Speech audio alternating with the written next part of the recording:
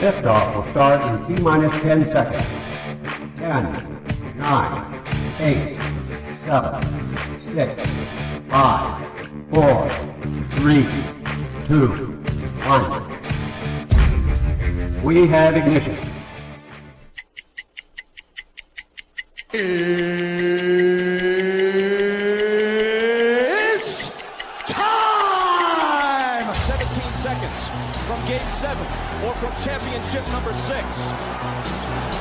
Jordan open. Chicago with the lead. Harper got a piece of it. It comes off. The Chicago Bulls have won their 6th NBA championship. Tying run at second, 2 out. Palmero over the head of Jenks. Uribe charges, throws, out! And the White Sox have won the World Series. To the far side around the 8-yard line to Hester.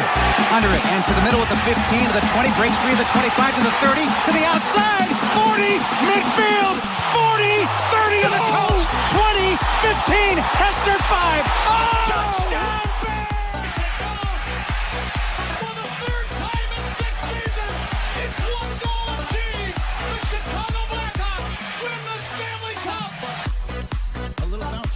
Toward Bryant. He will glove it toward Rizzo. It's in time. And the Chicago Cubs win the World Series.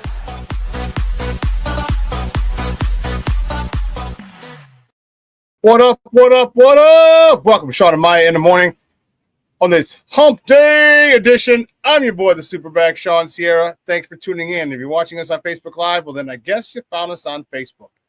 If you're not following us on Facebook, what? Come on, go to Facebook, type in Sports Zone Chicago, click the like button, and now you're following Sports Zone Chicago. Simple.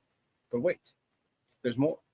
Go to the show's page, go to Shaun and Maya in the morning, like that page as well. So not only will you be following Sports Zone Chicago, but you'll be following Shaun and Maya in the morning as well. If you're watching this on our YouTube channel, excellent. And if you're not subscribed to our YouTube channel, for real, come on, man. Go to YouTube, type in Sports Zone Chicago, click the subscribe button, but also click the notification button. That's the little bell that's right next. Anytime a show from Sports Zone Chicago is going live. Get it? Got it? Good. Now, if you're watching this on our mobile app, listen, if you didn't know we had an open mobile app, come on, baby. What's wrong? Where you been? Listen, we have a mobile app. Okay, so here's what I need you to do. Wherever you get your apps from, it doesn't matter where you go, whether it's iTunes or Google Play or Amazon or Walmart or Kmart or 7-Eleven or Zayre, Zemsky, Macy, Montgomery Wars, Woolworths, Weebolts, Goldblatts. It doesn't matter. Or Service Merchandise. Doesn't matter. You go there, you type in Sports Zone Chicago, you download it, take us with you on the go. So not only do you get Shaun and Maya in the morning 3 days a week, not only do you get our other live shows throughout the week, and not only are they archived there like they are on Facebook and YouTube, but I'll tell you what, we give you a slew, and I mean a slew of articles thanks to my man Clarence Council III. Big up to Clarence for keeping you abreast of all articles Chicago sports related. If you watch this on our Roku channel, I like that kind of party, baby. If you don't know, you better ask somebody. Sports Zone Chicago, we have our own Roku channel. So if you have a Roku television in the house, do us a favor. Download Sports Zone Chicago's channel to your television. I put us there next to all the big boys with us. Netflix, Hulu, Prime, Max, Apple, Disney Plus, Paramount Plus, Stars. You saw Netflix just had Monday Night Raw on there for the first time. It was a huge event. So to put us on there, put us on the screen. Put us on your TV up next to the big boys. I'll run the big screen right. Make you now. You can also tweet the show. Tweet us at Sports Zone Shy. That's CHI. Sports Zone Shy. Now, if you want to follow me, just me. Let me tell you. Want to know what I did? Let me tell you what I did. I made it nice and easy for you folks. Nice and easy. One handle: Facebook, Twitter, Instagram, Snapchat, and TikTok. All one handle at the Shaun Sierra. Guys. Listen, we got a phenomenal show, but I need you to get interactive. So whatever platform you're watching us on, whether it's Facebook, YouTube, or our mobile app, leave a question or comment on that platform. They'll come up here in the thread. We'll put it up on the screen. We'll incorporate it into the show. And that, my peoples, is what makes this the best morning Chicago sports talk show around. And that's you. So bring them all, baby. Keep them coming, baby. Questions, comments, smart-ass remarks, because ain't nobody scared over here. And like The Rock said, baby, don't sing it. Just bring it. Let's check the chat. The chat is jumping like crazy this morning. That's what I'm talking about. My man kicking it off, Armando Emeterio Lara Jr. My man Junior's in the house. What's up, Papa? He says, good morning, all. Conita Squall said, what up, Sports Zoners? Lavette Lee's checking in. She said, happy hump day, y'all. Happy hump day, Mount. Thank you for tuning in. I appreciate it. Mr. Shaun is in the house. Shaun, he says, top of the morning, please no Porky Pig for head coach. You're a damn fool. You're a damn fool. Oh, don't worry. There's no Porky Pig. We didn't get permission to talk to him. So, although his contract does end next week, and we can talk to him then. My man, Shaun Walls, what up? What's up on a hump day? And Burpee Mania hit you yesterday, SuperBack. Man, let me tell you something, Shaun. Those stupid ass burpees. 60 burpees. And that took up most of my time in that workout, a 20-minute AMRAP, as many rounds as possible. We had to do it in sets of 20. It wasn't even sets of 10. Sets of 20 was part of it, and it was horrible. Horrible. There's a shirt that I'm gonna get. This is burpees. It has 1 star colored, 1 star. Would not recommend. I'm gonna get that and wear that to class.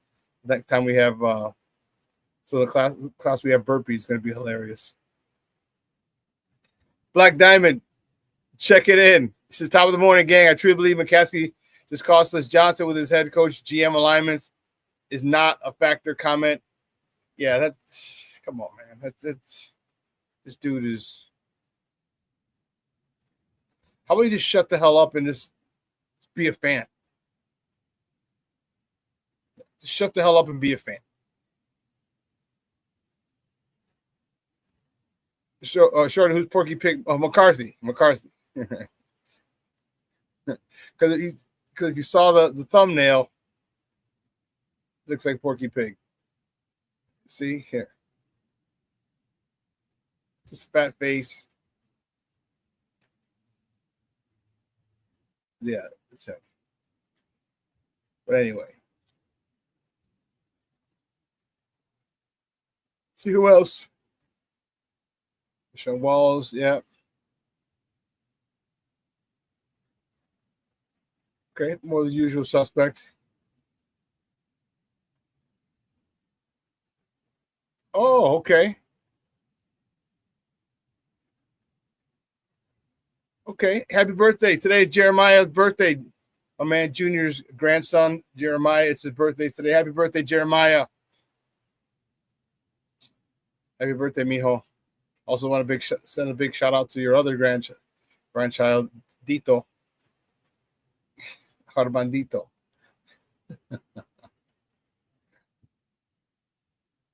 Big shout out to Armando Emeterio Lara the fourth.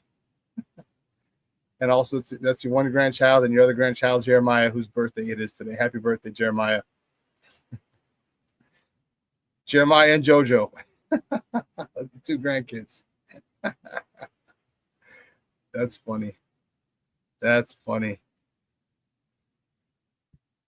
Well, listen, we got a great show for you. At 9:30 at the bottom of the hour, we got my man Shaun Davis going to come on and join us. We're going to talk a little college football, and we're going to ask him about the Bears as well. Shaun Davis is a guy who really got me started. When I first decided to get into the industry, I was at Illinois Center for Broadcasting, and I'll never forget it. The day I went in to inquire about the program, I can't remember the name of the gentleman who I spoke with. Anyway, he asked what I wanted. I told him about sports, and he said, "Oh, well," he goes, "you should come in and tonight." He goes, and at the end of the session where I was asking questions, he's like, "Well, what are you doing tonight?" I said, "Not really, not much." He says, "I don't know if you have time." He said, "But tonight we have a show. It's called it's a show with Jared Payton and with his co-host Shaun Davis. Come on in, sit in, if you'd like." I'm like, "Oh, wow." I was appreciative of the honor. I hadn't even registered for the class for school yet. He's like, "Just come on in." So, I said, "Okay, if I can make it, I'll be here." So I came back down, and I came back down that same day, and Shaun got me on a mic, and he said that I don't know if it's Larry. Again, I can't remember the gentleman's name. But he said, yeah, he had told him about it, and I might be stopping in. And so we're there, and he was just like, "Hey, man," he goes, He goes, you're not going to learn about this by sitting there watching. He goes, you got to get on the mic and talk. And I was like, oh, okay. And man, he was so instrumental and helpful the whole time. So I actually was on that show for a while before I even enrolled in the school. He allowed me to come in and sit in on the show and do the show. And, excuse me. And so it was, my guy Shaun was very, very instrumental. He was a producer of that show. He went on to WGN radio. He went on to ESPN 1000. And now he is one of the co-host of the Lucky Lefty podcast for Notre Dame, also for Notre Dame recruiting website.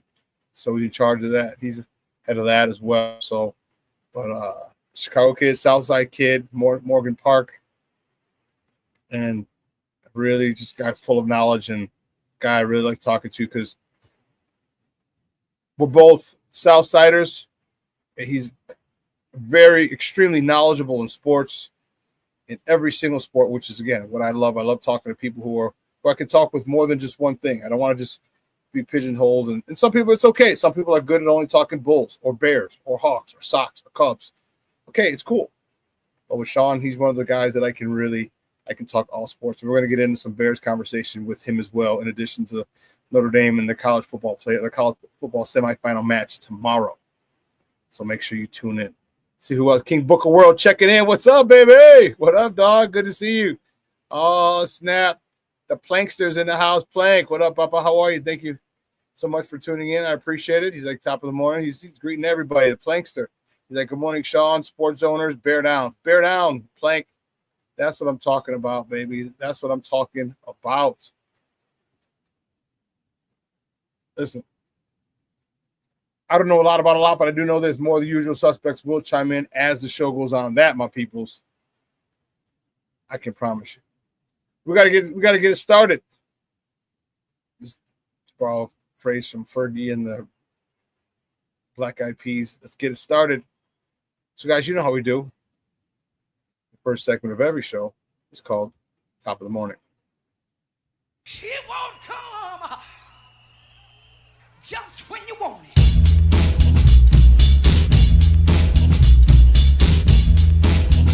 Top of the morning to you. Top of the morning to you. Top of the morning to you. Let's see which way do we go. The first top of the morning topic. What we're going to do. Did I not do that? Holy shnikes. Can't believe I didn't do that.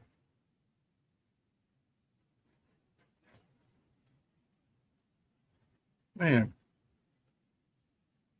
Well, you know what? We're going to do it on the fly. God bless it. I hate when that happens. I hate it. I feel like Caesar. My guy Caesar. Oh, goodness. First top of the morning topic, we're going to talk Bulls.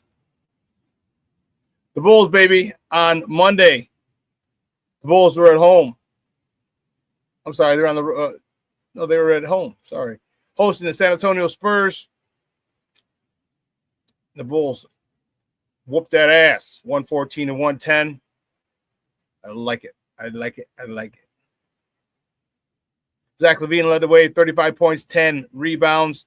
Nikola Vucevic, Mr. Double-Double himself, 24 points, 11 boards. Kobe White, 23 points. He was 3 for 6 from beyond the arc. Patrick Williams, 12 points. Josh Giddey, 6 points, 7 rebounds. And let me tell you something. This game will be remembered. This game will be remembered for one thing. See, first of all, the Bulls need to be losing. Hate to tell you, but we need to be losing. We ought to keep our top 10 protected pick. We're not doing a good job by whooping people's asses. Not doing a good job of that, because if it's outside the top 10, then that pick goes automatically to San Antonio, who we played, in the DeMar DeRozan trade.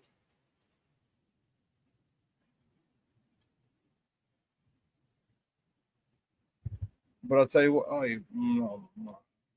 Oh man, really? Having this issue again.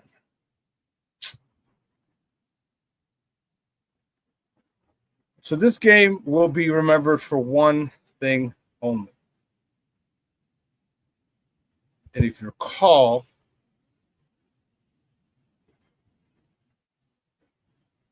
it's not coming up on this one.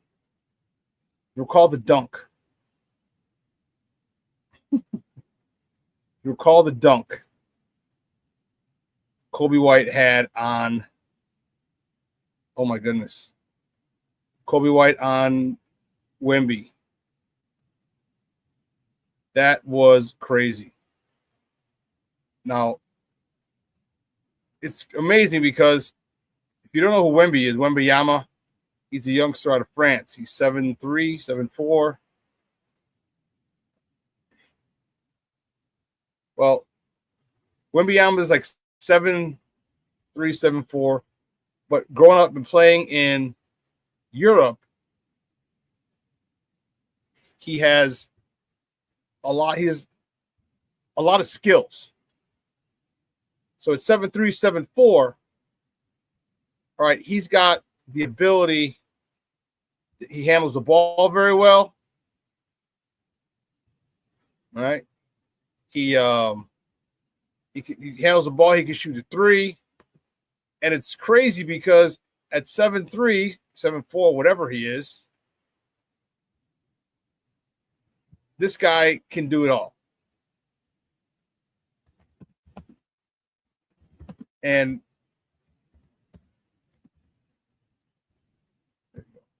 what's wild is that he is not at all, by any stretch, uncoordinated, goofy, clumsy, not at all. And that's the crazy part. Someone that huge to be that smooth and that fluid. And I think that's the part that to me is craziest, is that dude can handle the rock. What did Jay-Z say? Handle the rock like Van Exel. And he can still and then pull up from three. That is insane. And here I got a picture for you of that.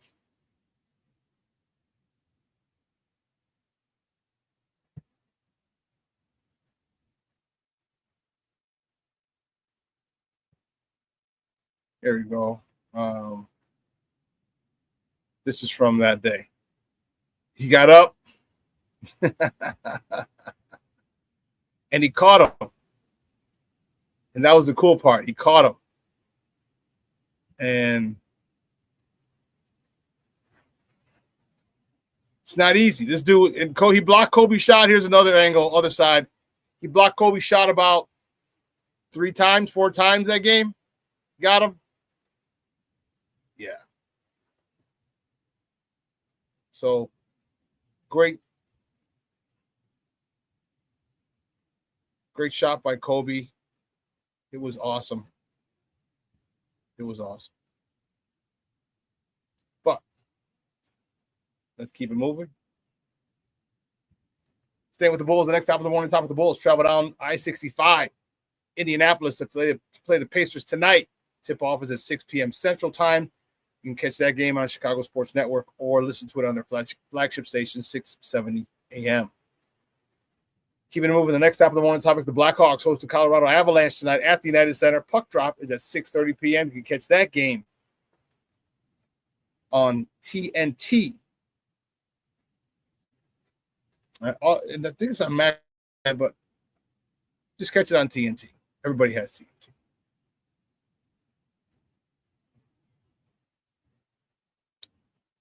And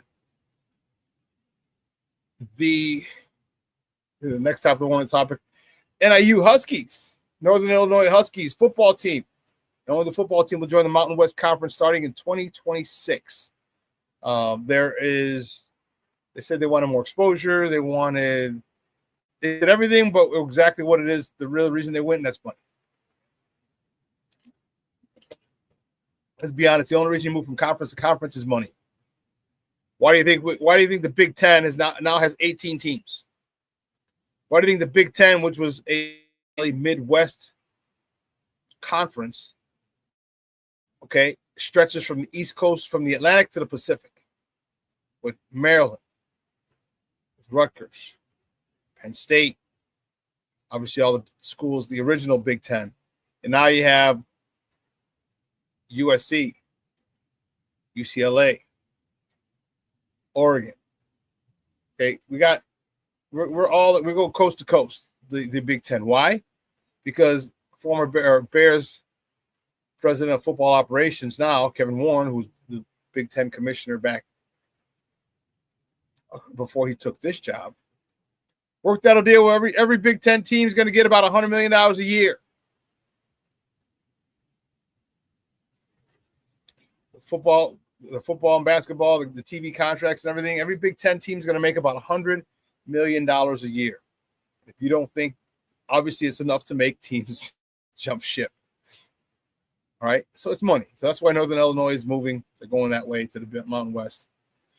They said they want to do it for recruiting and open up. You're able to recruit more, but it's gonna involve a lot more travel for them. But good for them if they want to move up and move on and make more money for their program. I mean, that's the American way, isn't it? Making more money. King Book of World, I was talking about Wemby. He said he's the new age Elijah Wan. Yeah. He's the new age Elijah Wan, although I want to say when he gets more meat on him, if he does, he needs to learn how to. He'll be a more effective post player. Because you saw Vooch, you saw that game. Vooch was able to pin him in, and he couldn't do anything about it. Vooch had him. He's just too strong. Had him underneath the basket. Yeah, that was. It's funny, King Book of World. The baptism of Wemby. That definitely was. That was definitely the baptism. Welcome to the NBA, son.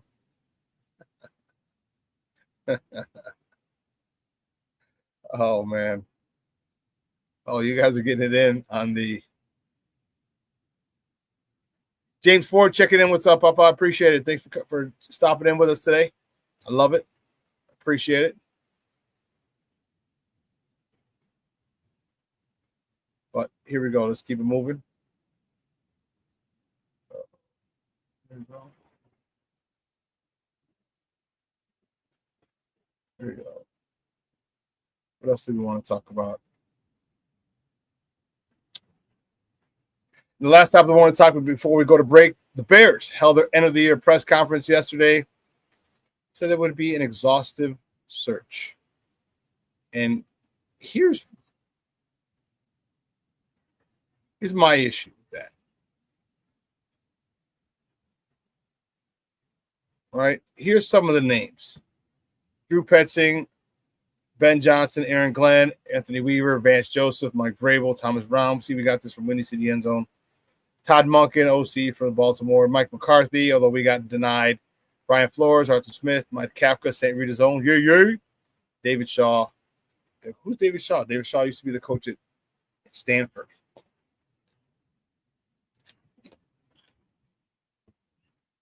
Not to mention Pete Carroll, Mike Vrabel.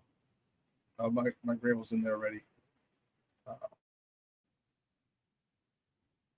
So my thing is this. It's one of the things that I'm having an issue with.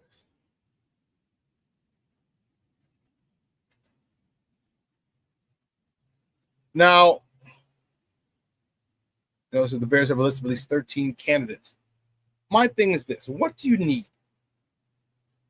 Okay, in the press conference yesterday, you told people that the question was asked if there was a coach, the type that they needed, more discipline, who would bring more discipline. And that was a common thing. That was a common thing amongst players throughout the season. Too many players talking on their own platforms, just talking about things that are going on, not keeping business in-house. I think most of us growing up, we all knew our parents always said, whatever happens in our house stays in our house. Don't put our business out in the street. Okay? And there was too much talking, too much of Bears business being put out in the street.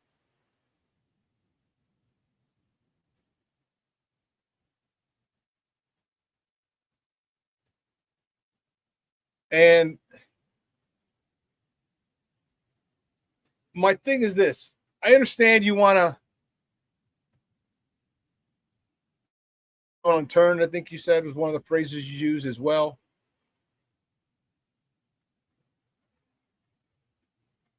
But I think the 15 or more candidates that you have is far too many.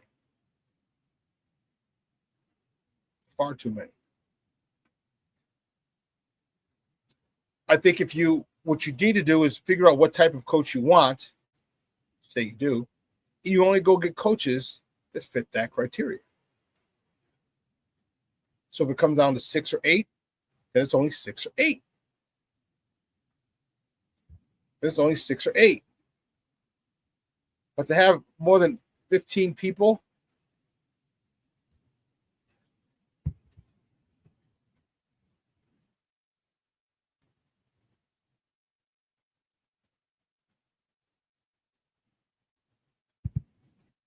yeah, it's too exhaustive. And some of the coaches you can't even interview in person. So like if you are Ben Johnson, I don't have him high on my list, but you can only do a Zoom call and you really can't get a hold of him until after he's out of the playoffs. And do you want to have your coach ready at that particular point?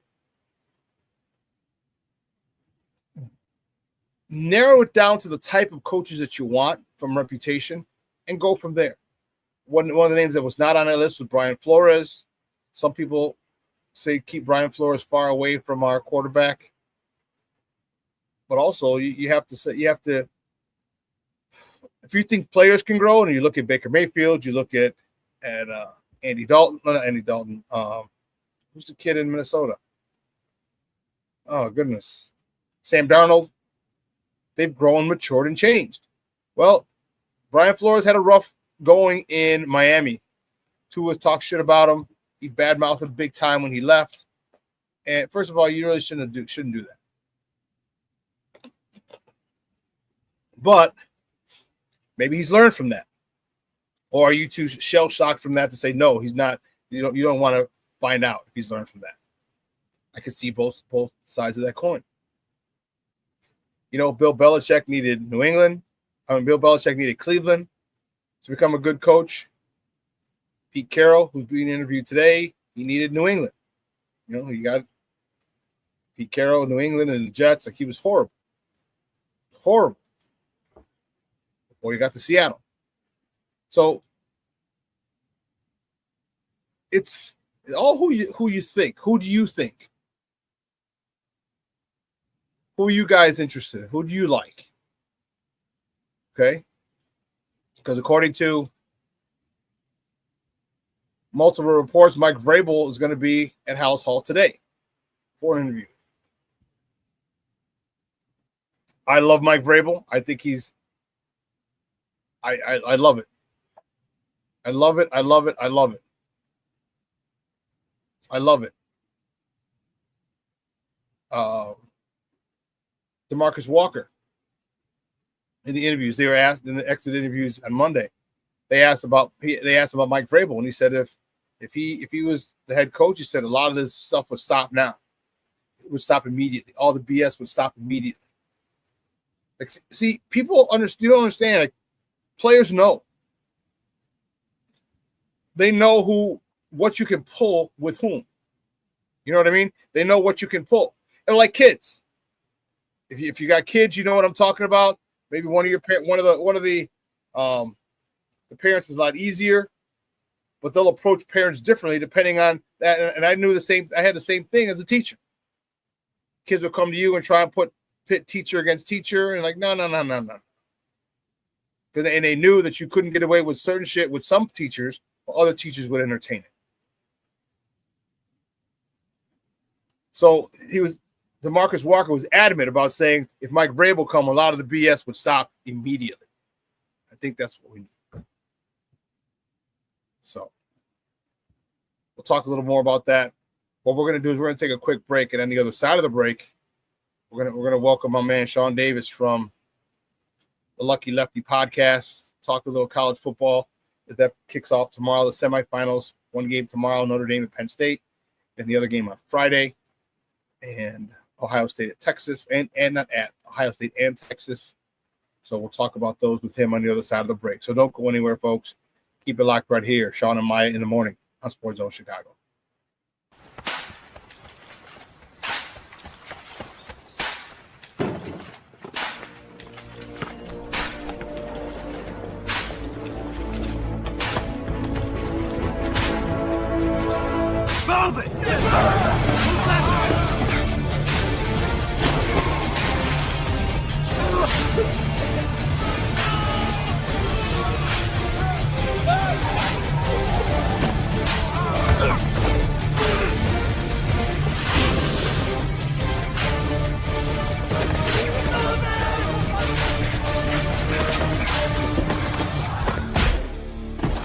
Many will hear the calling. Few will earn the title. United States Marine. The few, the proud, the Marines. Hey, it's your boy, the SuperBack, Shaun Sierra, and be sure to follow Sports Zone Chicago on all social media platforms, on Facebook, Instagram, and our Roku channel. You can find us at Sports Zone Chicago, and on Twitter, we are at Sports Zone Shy. Also, be sure to download our mobile app so you can take Sports Zone Chicago with you on the go.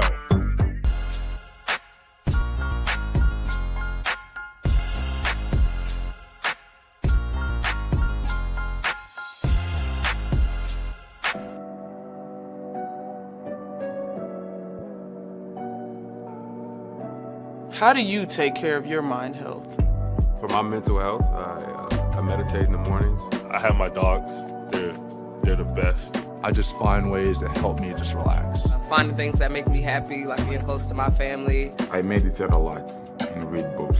I have hobbies outside of the game. I'm able to switch off. I'm able to turn my brain off from the game of basketball. Your mind health matters. Your mind health matters. We are looking for a few heroes, mentors, trailblazers, innovators, a passion to change lives, spark curiosity, open hearts, and awaken minds, help students answer the question, who am I? This could be your calling, but this is no job. It's the journey of a lifetime. Be a hero. Be a teacher. Mental health and learning disorders don't discriminate. 17 million children and adolescents in the United States live with disorders like anxiety, depression, ADHD, and dyslexia. Less than half get the help they need to thrive. Help the Child Mind Institute change these children's lives. Visit childmind.org.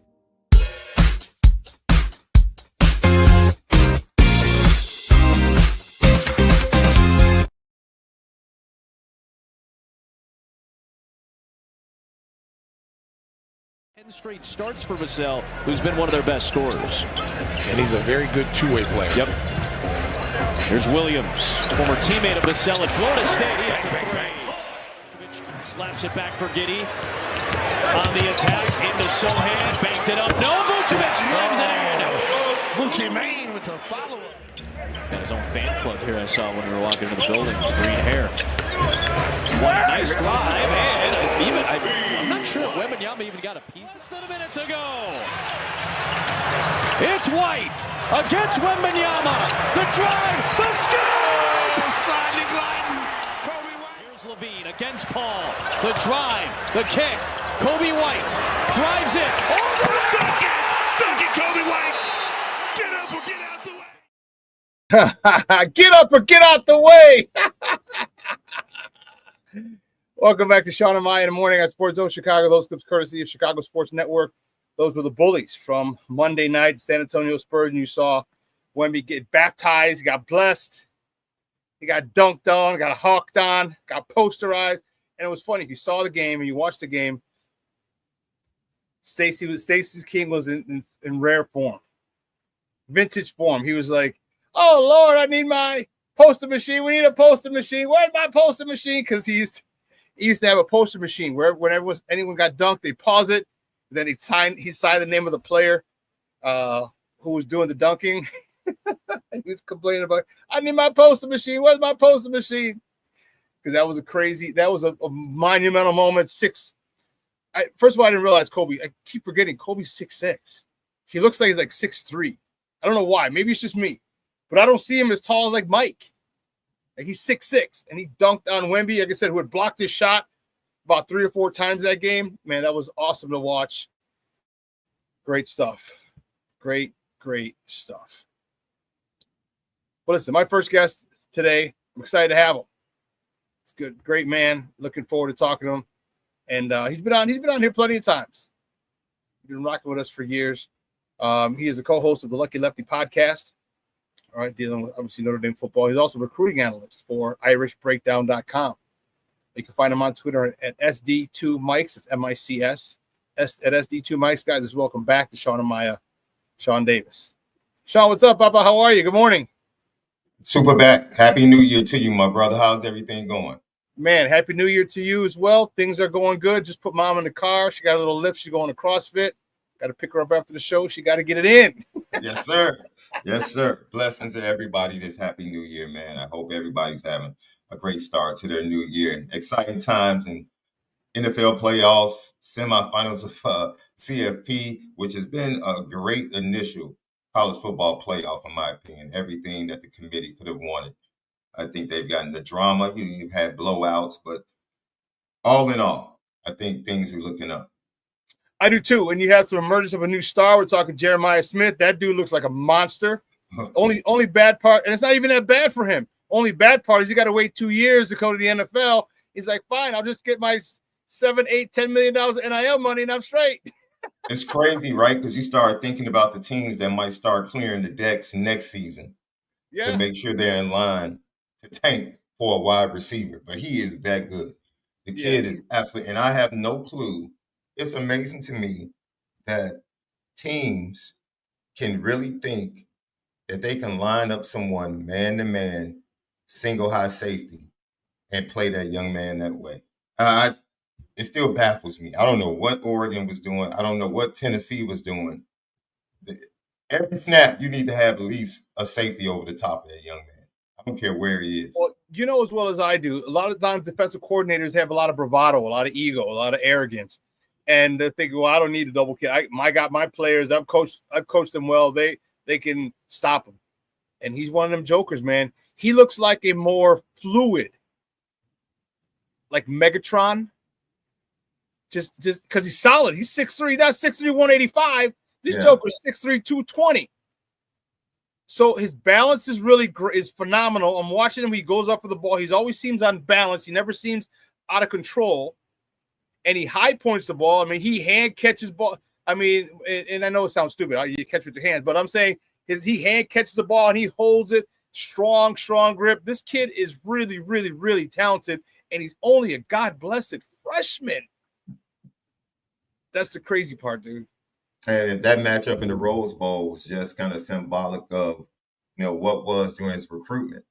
Like, it was Oregon, Ohio State. That's what it came down. So literally that game goes back to the top 2 teams in his recruiting. So he is a difference maker, and he has been since the day he set foot. And he's doing this with NFL first, second round caliber wide receivers on the roster. There are like 3 or 4 other first, second round wide receivers on the roster, and he has shown that he is that much better or more elite than an Ibuka or Chicago's own Carnell Tate or Brandon Ennis. Doesn't matter, man. Ohio State is a factory for top-notch wide receivers. That wide receiver you now? Is that wide receiver you? You pretty much have to give them the title right about now. Absolutely give them the title right about now. Because I think people even said that Marvin Harrison Jr. had a disappointing rookie year. I think the kid had 62 catches for like 862. And I'm like, all right. Yeah, what a disappointment. If that's a disappointment. For a rookie. But that pedigree is strong. That pedigree from Ohio State is very strong. Well, let's stay with that. Since we're at Ohio State, let's stay with that game. That game is Friday.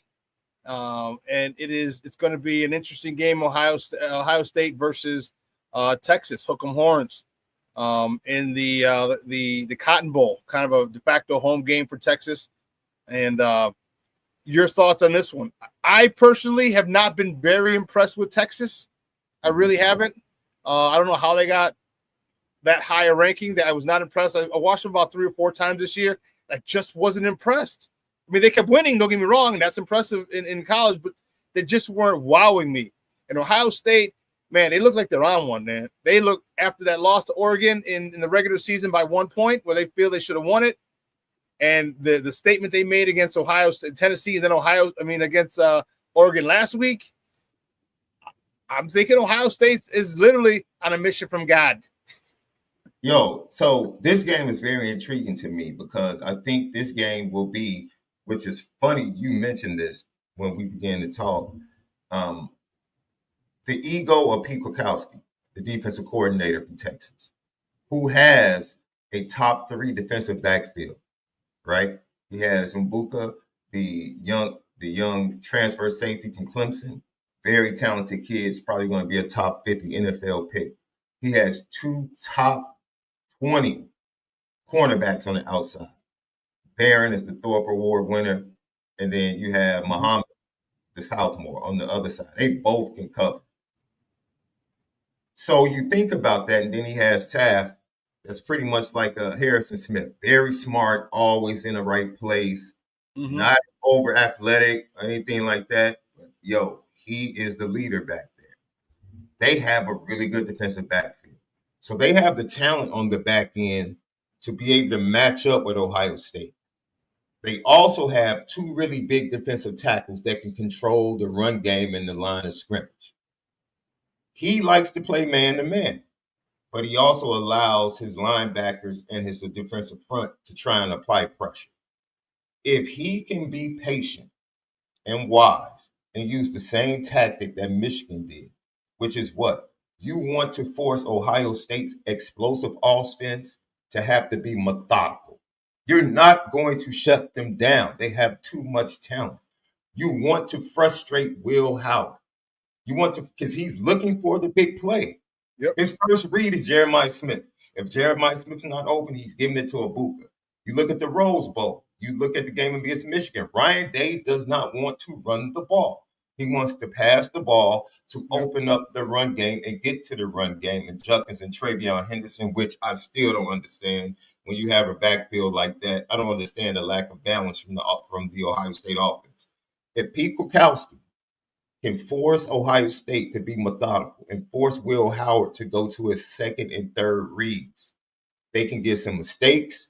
They can allow that front four to apply pressure and get to Will Howard and keep Ohio State behind the sticks and possibly stay in the game and allow their offense. And Texas offense is going up a formidable, very formidable Ohio State defense. I think the Ohio State defense is really not getting enough love because of all of the offensive power that they have. Yeah, I agree. Firepower they have. So I think it's going to come down to Pete Kwiatkowski. Well, Sark is going to find a way to manufacture points. And Sark is one of the greatest play callers we've seen in college football. He's going to find a way. I truly believe that. I think the other factor has been the Ohio State offensive line, which was in shambles towards the end of the regular season. And they take their best offensive lineman, who hopefully the Bears are paying attention to, left guard Donovan Jackson, and they had to move him out to left tackle. That move has solidified that offensive line. They've gotten some younger players to come in and play very solid. They're not dominant, but all they have to do is be solid with the talent they have. You know how that is as an offensive lineman. When you're extremely talented at the skill position, SuperBack, you don't have to be dominant up front. You just have to be able to compete and do your job. because talented players are going to find creases. They're going to bounce it to the outside. And if you give 4 or 5 seconds to Will Howard, he's going to have receivers running open because they create separation. So for me, it's the defensive coordinator. Can he be patient? And can he go against the grain of what he normally does with his 2 talented defensive backs on the outside and pick and choose times when he can go man-to-man bump and run and apply pressure via the blitz? But the majority of the time, you want to do what Michigan did. And they have the similar formula. Very good defensive backfield and 2 really good monsters on the interior of that defensive line. You have to have that. That means you can control the run game, apply pressure up the middle, and then force Will Howard to hold on to the ball. If they can do that defensively, they'll be in the game. On the other side of the ball, I think the biggest challenge for Texas is putting up points against that Ohio State defense. So it's going to be I think the coordinators will decide this game more than the head coaches. This is game 2 of the weekend of this week, and it's going to be an exciting one. I personally just don't think that Ohio State can be stopped right now. They're on a mission. I think they felt last year they wanted it, the way it ended last year, but then this year when they lost, as I mentioned, lost Oregon, that really set them off. And I think that loss to Michigan was probably the best thing that ever could have happened to them. Because you talk about refocusing a team at the right time. Team is locked, loaded, and laser focused. Say that 3 times real fast. Once again, ready to you go. Talk about the talent. The fatal flaw of Ohio State is Ryan Day and his unwillingness to be balanced. That is the fatal flaw. If they find a way to lose in the semifinal or the national championship, it will be at the feet of, and the blame will be solely, in my opinion, at Ryan Day. There will be some flaw in what they were not able to execute because of his unwillingness to want to run the ball in big situations. That's why I think Pete Kukowski, if he can do and use the same style, SuperBack, you've been in games, I'm sure, where you're in the 3rd quarter or you're in the 4th quarter and you're like, why are we still in a dogfight with this team? We are considerably better than this team. That team has figured out a way to force you to play their style. That's the only way they can stay in the game, right? And that's the beauty. That's the beauty of styles make fights, even in football. It's like we can sit here and look on paper and say, yeah, Ohio State's going to blow Texas out. Texas, their defense. I know they had a tough game, but you go look at their defense up until 7 minutes left in the 4th quarter. They stopped Arizona State inside the 10-yard line on downs twice. Like that Texas defense has been really good all year long. And they just put 2 monsters into the NFL at defensive tackle. Yeah. And they just replaced them immediately with 2 more monsters. So respect needs to be given to the talent. There's an extremely talented team on the other sideline, Ohio State, and the game is in Dallas. It's really a road game for Ohio State. Yep. It's going to be very loud. It's going to be a big challenge for the Buckeyes. I know people see the Rose Bowl and think, it's going to be a blowout. No, this is going to be a challenge for Will Howard, Ryan Day, and the Buckeyes. But I agree with you. I think ultimately Ohio State wins the national championship. So. Yeah, because Quinn Ewers is going to fall on his shoulders, and I don't know if Quinn Ewers is going to be – again, like I said, they never wowed me all year. The multiple times that I watched them this year, I'm like – and I kept saying, well, this is the guy who's over Arch? Like, come on, man. Like, I just wasn't that impressed with Quinn Ewers. And not saying he was bad. He just didn't wow me. And I think you're going to need a really, really good quarterback play. And he could have a game of his life. He could. Yeah. I just don't see it. Let's go to the second game. The second game of the week is the Orange Bowl, Penn State versus Notre Dame. Penn State's another team that just didn't wow me. The quarterback is like, okay, he's all right, but how do you keep winning? How do you keep winning with a quarterback like this? And Notre Dame, dude, we know one thing: they're gonna run the God-blessed ball. Ain't no secret. Hey, they might even have sent an email and say, hey, listen, we're going to run the ball. Just so you know, I don't know if you know about us. We're about to run the ball. Stop it if you can. It is really one of the best matchups I could have imagined, right? Because they're very close. very close as far as I can see this game going either way, right? And I cover Notre Dame, and most people might think I have a Notre Dame bias, but just objectively looking at this game, there are multiple pathways that I can see both teams winning this game. It's going to come down to turnovers. I really believe it's going to come down to turnovers. Who can create the turnovers? Penn State was able to create the turnovers. They were able to slow down Ashton Genty in their matchup against Boise State. Boise State early had opportunities. They were able to open up some holes in the run game, which gives Notre Dame a lot of optimism about their ability. And they have multiple running backs. Of course, Jeremiah Love injured late in that Georgia game. We don't know his status. Seems like he's going to play, but he might not be at 100%. He wasn't at 100% anyway, being injured in that USC game. He was at about 95% against Indiana. So Jadarian Price and Aeneas Williams. And this is the benefit of Notre Dame, what they've done. They've rotated 3 running backs all year. Yep. Jeremiah Love has not gotten over. I think he's averaged 12 to 15 touches a game, and 3 to 5 of those touches have been via the air.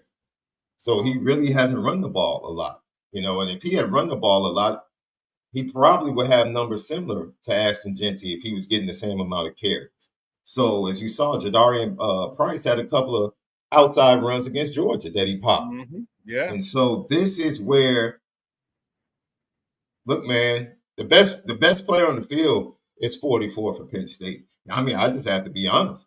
That kid is, I've never seen anybody that size move like that at the tight end position, right? You think about Travis Kelce, and it's like, he's bigger. You're talking about this kid's 260, 270. He's athletic. He can jump. He can run. Very good route tree. He's just not a straight line runner. It's going to be a problem. So Al Golden has had an answer, and this is what he does. So the reason I love Al Golden, everybody talks about he has the defensive backs, his linebackers are fast, so he can play man-to-man, and he has a first-round safety, All-American safety, the Nagurski Award winner, Xavier Watts, all of that. All of that is true. I love him because schematically, week after week, he refuses to allow the offensive coordinator that he's facing do what he wants to do. That means if you love to pass the ball, he's going to force you to run. Schematically and formationally, he's going to force you to run. And that is my interest in how he matches up with Andy Kolenecki in this game, the offensive coordinator for Penn State. What is he going to take away? Because you have the 2 running backs of Penn State in that run game, and then you have Tyler Warren. In my opinion, I think he knows Tyler Warren is so good, and they go to him so much and use him in different ways. He'll run jet sweep. Then he'll take the direct snap. Then they'll spread him out wide to the field. Then they'll put him in the slot. Then he'll be in line. They just find ways to get him the ball. So you're not about to stop how he gets the ball. You're not about to stop that. Shut the run game down and put the game in the hands of Drew Allen. That is what they're going to do. And they're going to bank on being able to cover the outside and then use combo coverage on the inside to shut down the interior passing game that Drew Allen is comfortable with. That's how I see Al Golden approaching this Penn State offense. And then Abdul Carter is the fact. In my opinion, if Abdul Carter can play and be a factor, they're really going to give Notre Dame problems, right? Because if you watch the Georgia game, Anthony Knapp, who is a promising true freshman, Charles Jagasaw, the starting left tackle, was injured in the fall. He just returned, so he's playing, and he'll be a backup for this game. But Anthony Knapp, the true freshman, has fought his tail off. The kid is only 290 pounds. He's fought his tail off at left tackle, the anchor, all year, but he struggled mightily in pass pro. He struggled mightily in pass pro against Georgia. He's going to have similar problems against Abdul Carter. I foresee that. So it's just one of those things. Is a Mickey Ficky problem. He's a problem. But, as a pass rusher, if you can't lift your arms, right? And he has an AC joint. Supposedly it's a sprained AC joint, slight dislocation. I'm sure they're going to shoot him up with everything they can to get him to go. No, they wouldn't do that for a football game, would they? Yeah. But But no, James Franklin said earlier this morning, he is a game time decision. He's playing. Like, if he can go, he's going to go. Why even right? show up? You got your best top five NFL pick, disruptor and the disrupting edge, and you're not going to, And what am I doing? If I'm Notre Dame and I know he has a shoulder issue and he wants to rush the pass, I'm running the ball right at him. That's what he does. Yes, I'm running the ball right at him. And that's what Anthony Knapp does well. He's an elite run blocker at the left tackle position. And as an offensive coordinator, offensive line coach, I say, hey, listen, whatever shoulder it is, I said, I don't need you grabbing his jersey. I need you popping that shoulder. I need you popping that shoulder every single time. You're telling your running backs, as you go out into your pass route, chip them, chip that shoulder. Yeah, tight ends, chip that shoulder, get up to the second level. Absolutely, we're going to find out early just how good of shape that shoulder is in. So I agree. But I'm going to go ahead and trust in Al Golden. He has found a way each and every week. The only bad game they have is against USC from a number standpoint. And the USC put up over 500 yards of total offense. And there were breakdowns on the back end, which you never see. A lot of 50-50 balls went USC's way. And they ran a lot of – and USC has a lot of talent at wide receiver that Penn State doesn't have. So they ran a lot of crossers and overs to be able to get away from man-to-man coverage. Penn State can't do that. So I don't see the similar issue in the passing game. But I do think it's going to be Drew Allen having to beat Notre Dame.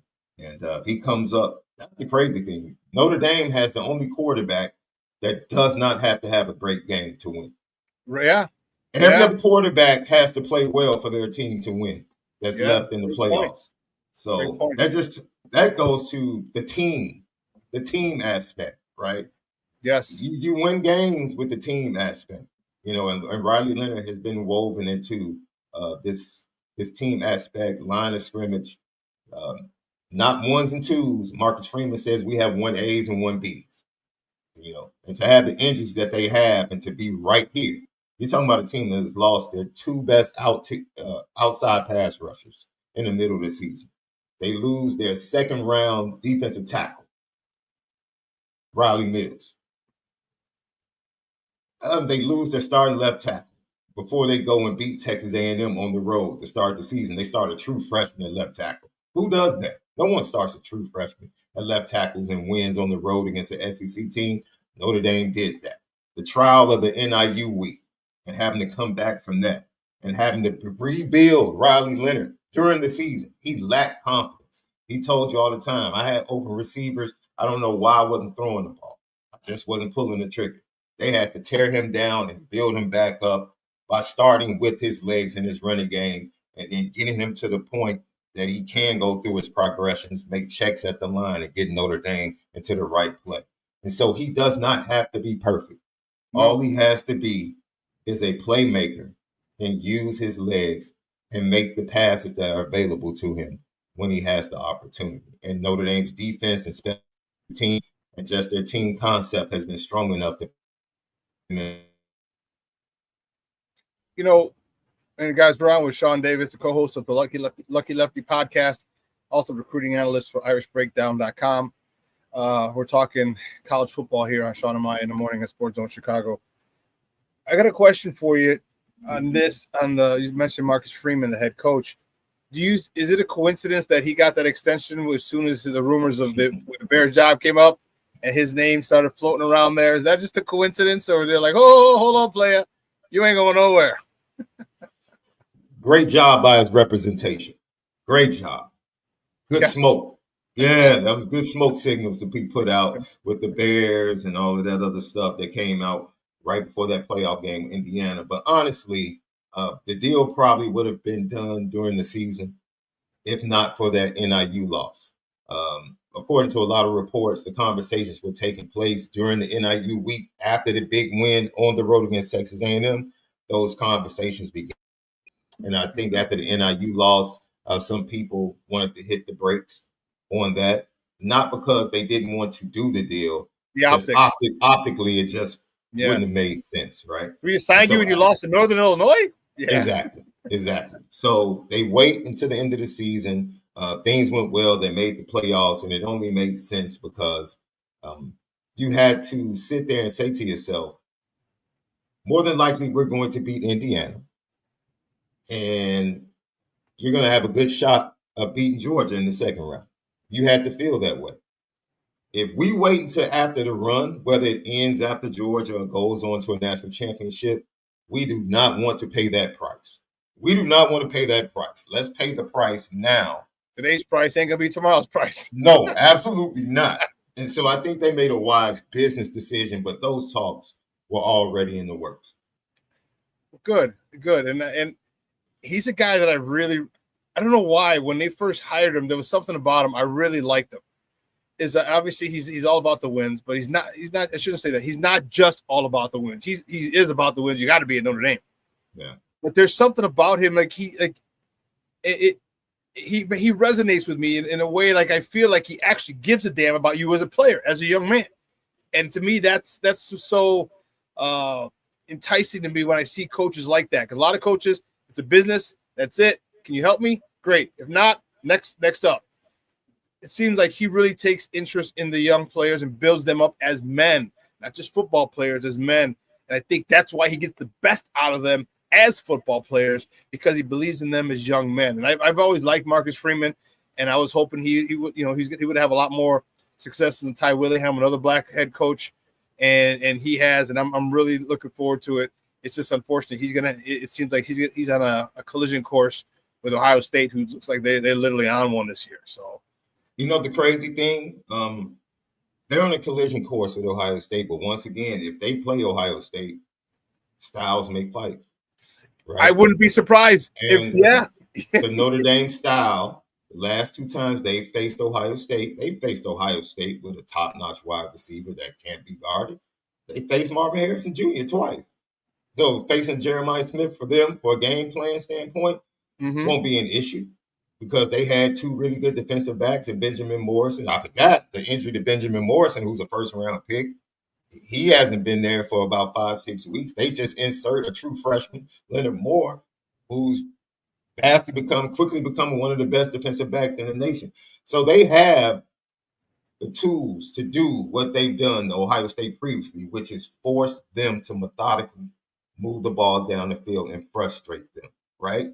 And they had Ohio State on the ropes 2 years ago at Ohio State, and Ohio State just offensively took over in the fourth quarter. They had at 4th and 18 and allowed them to convert. They had the game. So Ohio, this is the same thing.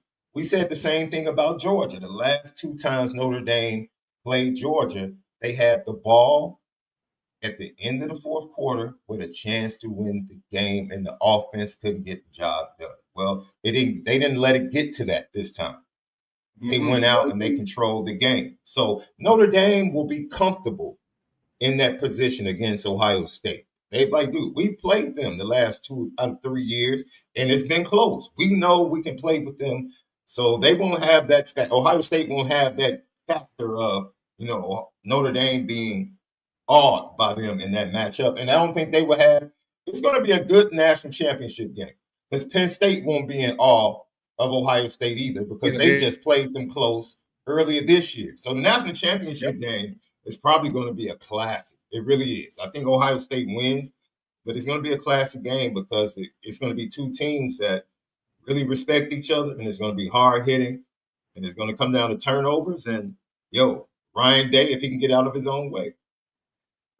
This is my very next question. Before I'm going to ask you a couple questions about the Bears. If it's Notre Dame or Penn State, well, obviously going to be one of those against Ohio State, and Ohio State loses. How crazy do the talks get in Columbus about letting Ryan Day go? Like you can't get the big one. You got there with Justin Fields. And granted, it was an Alabama team that you lost. Okay, good. We understand that. But a Penn State or a Notre Dame team that you should beat and they don't. What do you think? What do you think? How crazy or how hot would his seat be in Columbus if Ryan Day gets to the national championship game and loses? He's already lost the fan base, the majority of the fan base, in my opinion. So now it's about redemption. national championship would do that for him. He'll start to regain some of the confidence from the fan base.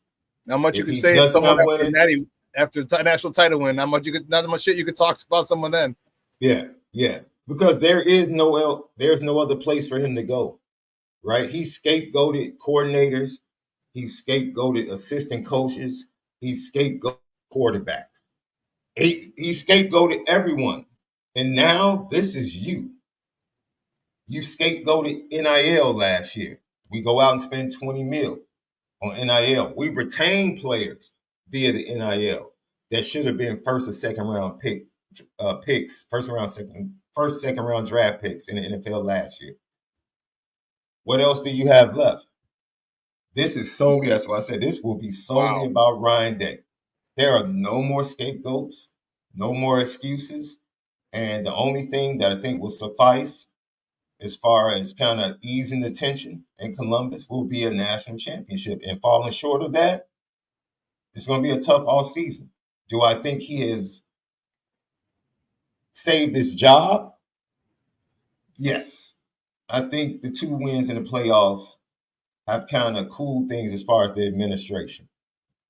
An athletic director, a new athletic director, which I already thought, Gene Smith stepped away, he retired, long-time athletic director.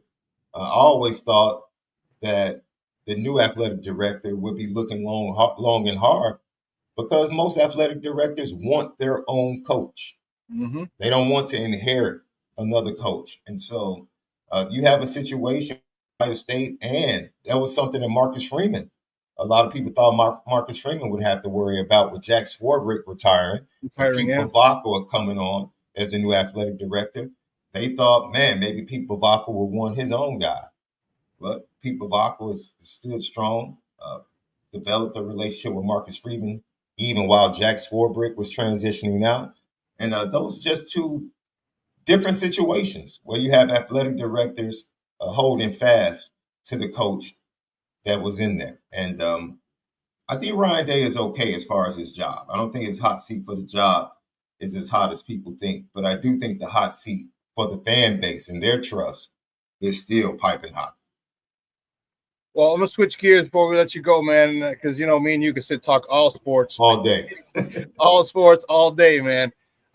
Team on the lakefront, my beloved Bears. Mm-hmm. They just finished the season. A huge win. I got a little ignorant on social media. I was like, F Green Bay. Because we're getting beat down so much. I have so many Green Bay fan friends, and I just had to go in. But it was give me your thoughts on the season. Was it something you expected? Did they underperform? Did they overperform? Were they at where you thought? And then give me your thoughts on Caleb, the 800-pound gorilla in the room. How did Caleb do in your eyes? I didn't see it going this bad. I didn't have that same expectations that other people had about this team, talking Super Bowl and playoffs. I watched Caleb Williams. I watched Caleb Williams for 2 years against Notre Dame, and I watched him extensively as a college football fan. And I knew the issues that he had. I think the mistake, and this is SuperBack, this is my issue with Bears fans, right? Because Bears fans, the one thing, stop comparing people, right? Because every team, every organization is a different situation. And Bears fans trying to prop up what Caleb Williams was doing took so many shots at Jaden Daniels. And they're like, Jaden Daniels isn't doing this, and Caleb is being asked to do this and do that. And I'm like, how are you mad at the at the Commanders developing a quarterback the way it's supposed to be done? What? You're supposed to give him a running game. You're supposed to give him an offensive lineman. You're supposed to give him easy reads and allow him to develop as the season goes on. Right? There's something wrong with the Commanders doing the right thing just because your organization is doing everything that goes against proper development for a quarterback, right? Of course he has flaws. You knew the flaws if you watched the tape in college. If your scouts had done their job of evaluation properly, you would not have expected him to be a plug-and-play quarterback. We just plug him in and we're just ready to go. And we can. But how much of that was the media, though? Because the media everybody plays a part as the Messiah. Like, oh, this guy is absolutely. the quarterback prospect to ever quarterback a game. I'm like, come on, man. Absolutely. But that is, once again, this goes back to, and this goes, forget Caleb, the evaluation of the trenches have been suspect by this front office. Best. They just have. At best. They just have.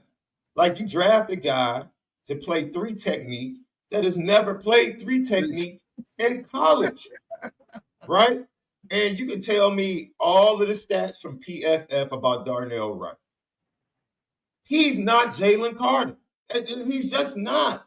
He's not stacking a quarterback. Yeah, I agree. No. I agree. No, he's not.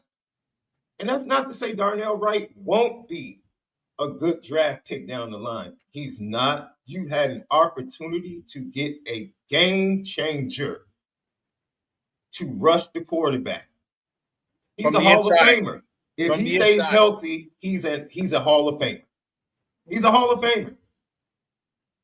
So those mistakes just can't be overlooked.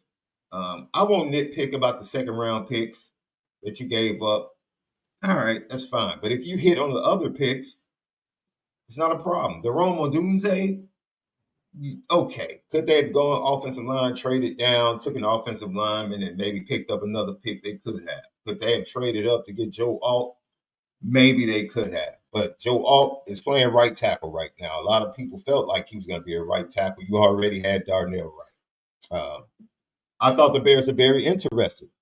I watched them take over Joe Alt's workout at the Notre Dame Pro Day. The Notre Dame offensive line coach just took his workout over. And I'm like, okay, the Bears might be really interested here. So I just think the value of the offensive line and defensive line right now with this front office is just not. And I think even the answer that he gave yesterday was insufficient. You know, Herb Howard did a great job finally bringing up the offensive line and evaluation and drafting and development. And Ryan Poles skirted around it. He just skirted around it instead of just saying, yeah, we didn't get the job done. We didn't get the job done. So it's so much simpler to say that, and we all know it, but own it and move on and say, you know, we'll have a lot more grace with you, but don't look me in the eye, piss on my shoes, and tell me it's raining. You know what I mean? Like we ain't stupid. We're not Green Bay fans. I'm kidding. So how do you think Caleb did? Because I agree with you with the evaluation. But my thing was this with polls: stop trying to be the smartest guy in a God blessed room. Stop with your project. Stop with the Kieran Amagage. All right, he played at Yale. It's a 1AA school, FCS school, and then he's hurt. So not only do you draft a guy who played in inferior competition, but he's hurt. Yeah, and then the Nate Davis move, and it's just so many bad moves. How do you not understand that the way you're an offensive lineman, you're a former offensive lineman who played for this franchise or got a try with this franchise? How do you not understand that? That boggles me. And to me, it's not the misses. I get the Chase Claypool thing. I get it. Cool, no problem. The Nate Davis thing, I get it. You take shots. They don't always work out. But your inability to build a line, to build your football team from the line out, from the football out, is what bothers me. That's why I think he needs to be gone. It's not the bad signings. All GMs have bad signings. But your philosophy and how you want to build this team is, and this took me back to the whole Civil War. I'm like, this is why. I'm like, look at the Cowboys. Look what the Cowboys got with the Herschel Walker trade. Imagine we would have got if we had traded Caleb. We'd have had definitely another number one this year in 24, this past year. Definitely another number one in 25, maybe 26, but 24, 25 for sure. Probably would have had another second round in 24, another second round in 25. I mean, you know how many good offensive and defensive linemen you could have got with 2 first round or 3 first rounders this past season, 2 second rounders, 2 first rounders next year, 2 second rounders next year. That's how you build a team.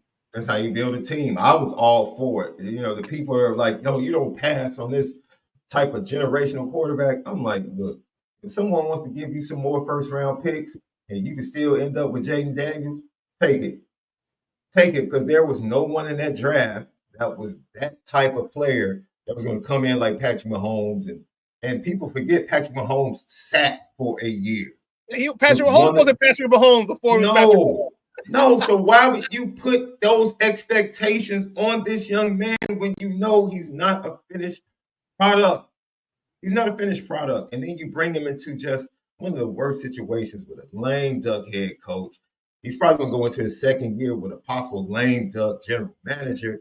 It's just this organization just refuses to purge and clean house and start over and do things the right way. They refuse to make the necessary moves. But for me, Caleb was exactly who I thought he was going to be. Right? And for all of the great things that he did, the comebacks, the improvement, I thought he improved as the season went on. I did Certain too. things about his personality that I'm like, okay, I don't like that. I don't like that. He's learning. He'll get better. That's fine. The one thing I will say that flat out, you cannot be in the bottom half of the NFL and missing wide open receivers as a quarterback. That for me is a red flag. Like you're missing wide, and we saw it. The opportunities they had on big plays, especially during the first half, he's overthrowing guys, missing guys, and it's one like hopping them. Like, come on. Yes, starting off slow starts, and then once you get down, now you want to heat up. Like that's inconsistency, right? But that's the same inconsistency that we saw in college, especially when he stepped up against better competition and better defenses. You saw that come to the forefront. So I still think if they get things right, because I'm very interested, because Kevin Warren didn't make, if I'm Ryan Poles, I'm not comfortable. I know I'm leading the search for the head coach, but Kevin Warren is like, yo, if a head coach candidate wants a general manager, like that's something that we'll deal with that during the interview. Okay. All right. So yeah, Ryan Poles might not be as safe as people think, and that is something that hopefully a head coaching candidate has the balls to say, you guys aren't doing this the right way. This isn't the best thing for Caleb Williams in this organization, and everything needs to be in alignment. And until everything gets in alignment, you're always going to have a pull to the left or the right. And that's the problem. I don't think the Bears want to hear that. No, they don't. Because my question is, why didn't you had the opportunity to bring in Bill Belichick? I mean, I don't know. A lot of people want to bring up, well, he never won without Tom Brady. Okay, well, great. Well, guess what? He still won. You can sit there and say who he won without. Okay, well, Andy Reid never won without Patrick Mahomes. Okay, so you know what I mean? So the fact that matters is it doesn't stop him from being a good coach. And is the thing that I'm saying is like bring in somebody who's won, even if it's just to pick his brain, even if it's just to rip your organization to shreds. Because if you're a business owner, which they are, you want to know everything that's freaking wrong with your company to make you better. Everything. Don't tell me the good shit. We know the good shit. We know it because everyone praises us on it. We praise ourselves on it. What the hell do we need to work on? And they're afraid to hear the hard, honest truth. And someone like Bill Belichick, man, when he eviscerated, when he was on the Pat McAfee show, he eviscerated him. He eviscerated Ryan Poles. And man, you gotta, and they don't want to do that, which is why I'm afraid. So last question before we let you go, man. I appreciate your time. Who's your your top two candidates for the job? Because give me a Mike Vrabel. Give me a Mike Vrabel. I want somebody. I don't want. And it goes back to my White Sox. Our White Sox. Do not give an underperforming veteran team to a rookie head coach. Do not do that. Do not do that. Do not do that. Well, if you bring in a rookie head coach, they're going to be growing pains. The same growing pains you would have with a rookie player, right? So that means you have to have a very strong look. You talked about mistakes. You're right. Brent Veach. Now, this is the difference. Brent Veach, GM for the Kansas City Chiefs, has had some really bad misses at the tackle position. Would you agree? Yeah. The Kansas City Chiefs have not figured out the tackle position for 2 to 3 seasons. But they have all pros from guard to guard. See, you can take those shots when you know guard to guard, we're solid. We're solid. And they failed drafting a tackle from BYU. He's been awful. So what do? Well, we're just going to move our all-pro guard out the left tackle. We're just going to move Joe Tooney out the left tackle, solidify that, and then insert somebody next to him in left guard. And what has the offense done? It's taken off, right? So that means the organization is solution-based. Super, that's what you just talked about. This organization is not solution-based because they don't want to know what the problems are. Organizations like the Kansas City Chiefs figure out the problems and then solve it. The Bears almost ignore the problems. Like they see the problems, they ignore it, and they just try to say, we're going to allow Caleb to overcome this, or allow our wide receivers to overcome this, or allow Byard and the other free agent moves to overcome bad drafting, bad evaluation. This, nothing is aligned. Whether your free agency is based, your drafting is based upon your free agency and vice versa, there has to be an alignment where everything line upon line, precept upon precept leads to the very next thing that you do. And you know why they can afford to make misses? All pros guard to guard and a dude at quarterback. Well, if you feel like you have a dude at quarterback, why don't you get some dudes guard to guard? Protect them. Protect him. Dude, I'm telling you, I've said it multiple times, years. First of all, your run game and your protection is your two guards in your center. That is it. If you have that, you can always step up. I don't care if you got Lawrence Taylor on the outside. You could step up and go back and replace the pressure. Go back to where he came from, buy you more time. That presence in your face, why do you think the Rams and Aaron Donald did so well? Because he was in your face quick, fast, in a hurry. They didn't know where to run at that particular point. And that's what they don't understand. And that's what protect the middle and rush the middle. That's how you win. Protect the middle and rush up the middle. That's how you win football games, right? We watched it when the Bears defense, when Tommy Harris was there, healthy, it was a whole nother level. They were still good when he was taken out via injury. But when he was there, and that dude, he took that defense to an entirely different level. Yes, and they had interior offensive linemen that had it on lock on that same team. Yep. That's the winning formula, not wide receivers. Let's go get an FCS guy who's injured and draft him. Oh man. And I know Bears fans, I empathize with you. I'm not sitting here saying that they're going to do anything. We're just talking about what needs to be done. Agreed. And at some point, you would think a business owner gets tired of losing. But the Bears would never lose when it comes to the pocketbook. That's the biggest issue. That's the biggest issue. They know they're never going to lose with the pocketbook. I mean, Kevin Warren is talking about, but eventually we're going to break ground in 2025 on the stadium. Really? You're that confident? The way this team is playing, you feel confident in saying that. That lets you know their mindset, man. They're all about the business, but not the business of winning. Yeah, they're literally about the business, and that's the thing that bothers me is the fact that they don't care except about all they care is the end of the fiscal year, and them like the 30 other teams, because Green Bay is publicly owned, gets their $400 million in profit, because we know that the NFL is a not-for-profit. They get their $400 million break off, and they're happy as all get out with that, man. Yeah. So, hey, Shaun, great stuff, man. I really appreciate it, man. I love talking sports with you, big dog. So do me a favor, though, before you go, let everybody know where they can find you and your work online. Lucky Lefty Network, Lucky Lefty Podcast with my co-host, former Notre Dame quarterback Malik Zaire. That's daily. We jump off at 11 a.m. Central Time. And then Irish Breakdown. Right now, it's dead season, right? Recruiting is going to pick back up once the playoffs ends.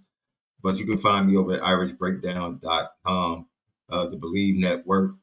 And we'll be talking post-game after the game over there on our YouTube page at Irish Breakdown. talking about the game, and we'll begin talking about recruiting and the juniors and Notre Dame on the trail of a 27 quarterback that Jason McKee coaches. Oh yeah, he posted it. They Notre Dame was over at school, on his campus. Yeah, so I got a story. I talked to Trey Taylor yesterday. I got a story going up over at Irish Breakdown, I think tomorrow. So check that story out over at irishbreakdown.com. 27 quarterback kid is really good. He's really good. Coach McKee, he's probably going to get a state championship out of this kid. I think he's that good. Okay. Good. Well, good luck to him, man. He's another one I've been trying to get on my show. We just haven't been able to coordinate times. I want to get him on. So, yeah. But I with you to close, Vrabel, wouldn't be mad at Vrabel. Wouldn't be mad at Vrabel at all. Pete Carroll, if it was Pete Carroll 10 years ago, I might think about it. And I go the other way. I am honestly more impressed by Aaron Glenn than I am Ben Johnson, because Aaron Glenn has had to work with scraps. Yeah, all the decimation of that defense. So what that shows me is his management skills, his ability to adjust. I haven't seen Ben Johnson have to adjust, right? Now with 3 first rounders on that offensive line, it's pretty easy. Exactly. It's pretty easy. I've seen Aaron Glenn have to adjust, insert guys that have been in the team for 4 days, and just really put forth a masterful performance against the Vikings with everything on the line on Sunday night. So I really do. I like Aaron Glenn. I like his style. I know he comes from a background of really good defensive coordinators, his pedigree. He played the game. He's very relatable. You talk to everybody up there in Detroit, he's one of the most relatable players, coaches in that building. And, I think he would be more of an under the radar, what you need, leadership, what he brings. And I think he has enough cachet to bring the right guy offensively to develop Caleb, So, well, luckily for him, he's working with a great offensive mind. So he has an idea. And being a defensive coordinator, he knows who the hell can run an offense. Absolutely. And it's nothing better than getting somebody making an enemy a friend. You know what I mean? It's nothing better than that. So, hey, great stuff, man. I appreciate it. Hey, I just, I've never been a big Irish fan because where I grew up, everyone was Notre Dame. And then I eased up on them a little bit. I started liking them. And now I was like, you know what? I said last week, I'm like, I'm not a big Notre Dame fan, but I think I want Notre Dame to win. I want them to beat Georgia. And I couldn't take Carson back. I know he wasn't playing, but I'm like, how does Georgia so good with him? I want Notre Dame to win again because I can't think of how Penn State's quarterback. I'm like, how do you get this far with this dude? Man, look. Notre Dame is the only team left whose quarterback can throw for 120 yards and win the game. Yeah. It's as simple as that. Yeah. It's as simple as that. So we'll see. I think you're going to get two really good games. I do too. I think that Texas-Ohio State game is going to shock a lot of people. I really do. I think it's going to be hotly contested.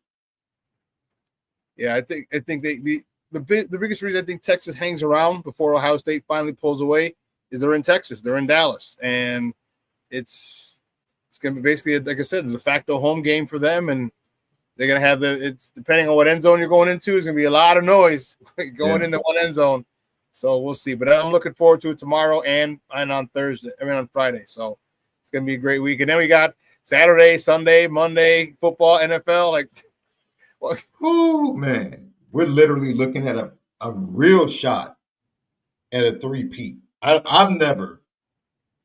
guess the Cowboys got to the NFC Championship game against the 49ers with a chance, right? Yeah. So more than likely the Chiefs will be in the AFC Championship game with a shot to get to the Super Bowl again. That storyline, the Jalen Hurts maybe not being ready for Saturday, that storyline. Jim Harbaugh coming in and just change. Of course, he wasn't good enough for the Bears. No. Jim Harbaugh, I don't like him. Kevin Warren, I don't like him. So, he can go to the Chargers. All of a sudden, the Chargers can't make the playoffs with all that talent. What do? They make the Bring playoffs. that dude in during the playoffs. Yeah. Hey, last thing before I let you go, I know I said, did you watch the game last night, the Bulls? I know you saw the clip coming out of the break. Did you see that Bulls game or on Monday with this? I was actually there. No way, you there? You're at the game? I was there. Shut the front door. Yes. So you saw the game. I was off to the left behind the bucket right at that moment. And he turned the corner, and I'm like, okay, this is a bucket. Because I saw the lane wide open. And then at the last minute, out of my peripheral, I see Wemby, and I'm like, uh-oh. And I'm saying, go to your left hand. I'm like, go to your left hand and lay it up. And I'm glad he went strong and dunked it. Somebody going to get got. Wemby going to block you again, or you going to dunk on him? Somebody going to get got. He only took 2 dribbles. That was the crazy thing. If you look at it, it was only 2 dribbles. Yeah. It was 1 dribble around the defender and then another one. And you could tell because the way he went up when he cocked that ball, when you're going to the hole strong and you know you're going strong, the way that arm comes up, I was like, oh, he's trying to.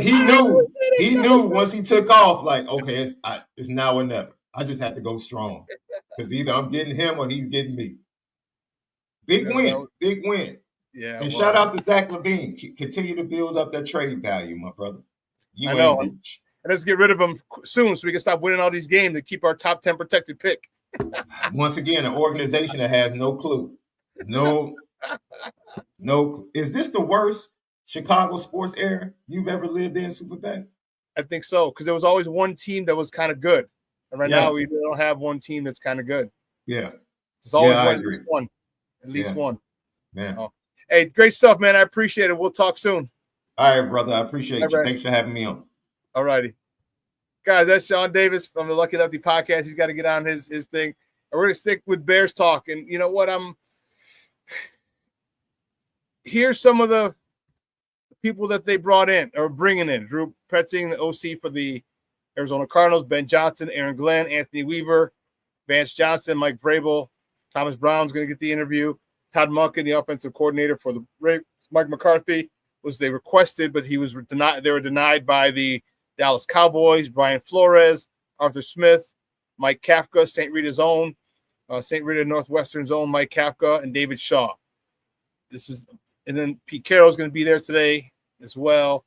One of the names that still I haven't heard, I've heard before, but I haven't heard recently, and that's John Gruden. And I like John Gruden a lot. I know he's got a lot of issues with the league and his public image after those emails were surfaced.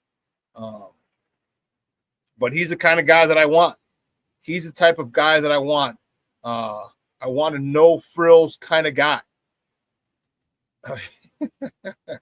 King Book of World said that's Kobe White's Fleer 25 card. It better be. It better be, man. And I saw this earlier, but I didn't hear what you were talking about, Shorty. Said I respectfully disagree. Name a great head coach that got fired. It was a great head coach elsewhere. I'll hang up and listen to your answer. Well, Luis Mejia brought it into you. Dick Vermeil took the Eagles and the Rams to the Super Bowl. He won it with them. With the Rams, lost the Eagles. When he was with the Eagles, what did they play? The Eagles and the Steelers. Oh goodness! And I remember the Raiders. That's what the Raiders. And I remember that because that was Walter Abercrombie, Ron Jaworski. I remember that squad. I remember watching it. It was at the new house when we had first just moved to Fairfield. So who you want, Shorty? Who do you want? Who are you thinking? You know what I mean? Like what's your,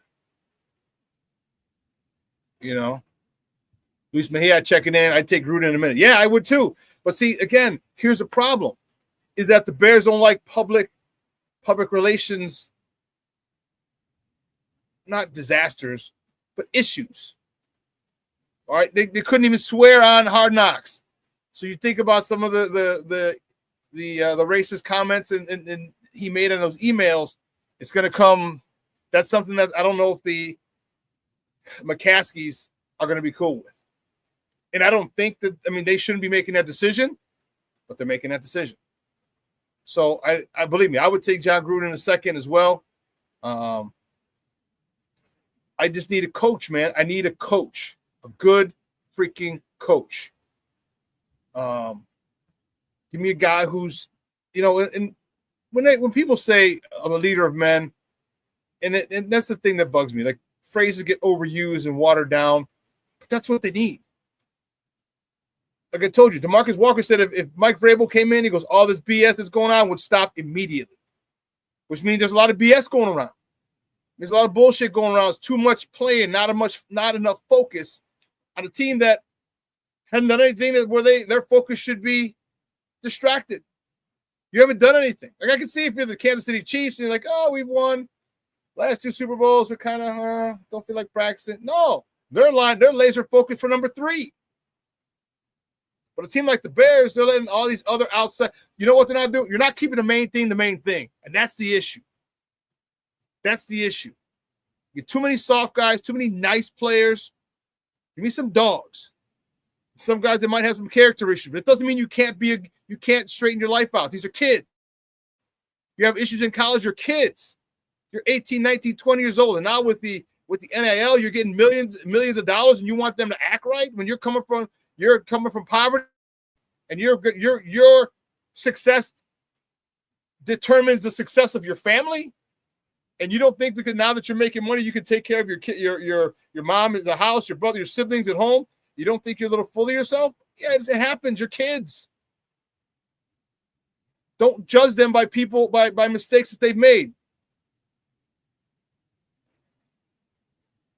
Like these kids, you got to get those type of dogs, of animals, of beasts on that offensive and defensive line. You have to. And Jalen Carter was one of them.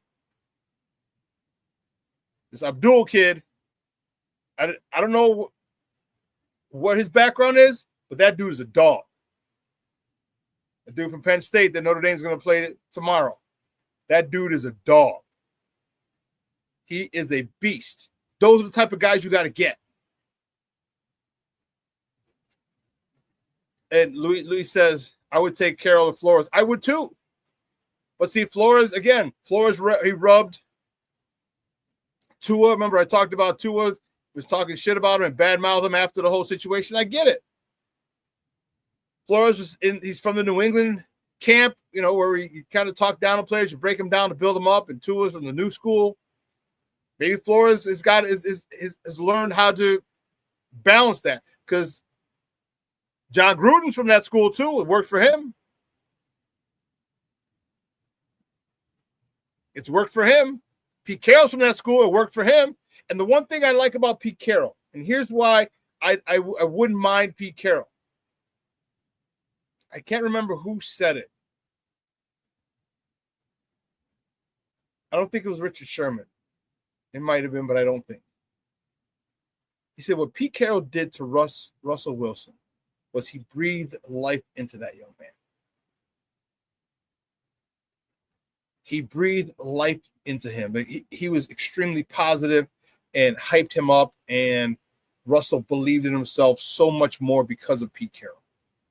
And if we're going back to the original thing, the first, hands down, the number one priority in the offseason is the development of Caleb, and the number one priority for this team is the development of Caleb. You're going to want a head coach who's going to breathe life into him and make him believe in himself more.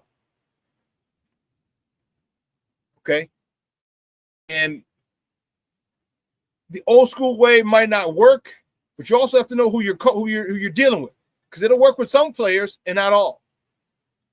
And I don't know, Caleb talks about being coach hard, but he wants to be coach hard, but does that mean you can't talk to him hard? You know what I mean? Like, it's not the message, it's the delivery. That's the biggest issue. And I have that problem a lot too. You just blunt it in your face. No filter. And King Booker Wilson said, we need more coaches calling these players some bitches.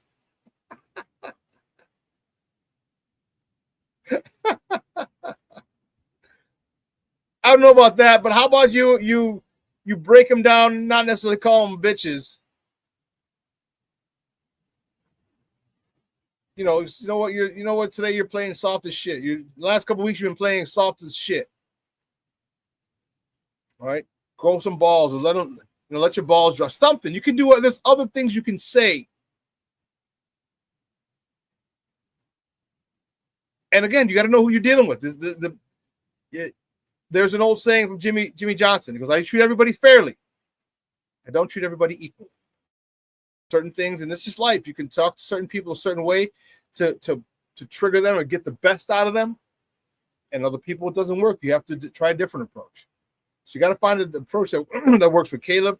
And like I said, if Pete Carroll comes and he breathes life into him, I mean, isn't that what we want as Bears fans? We want this quarterback to take us to a Super Bowl title.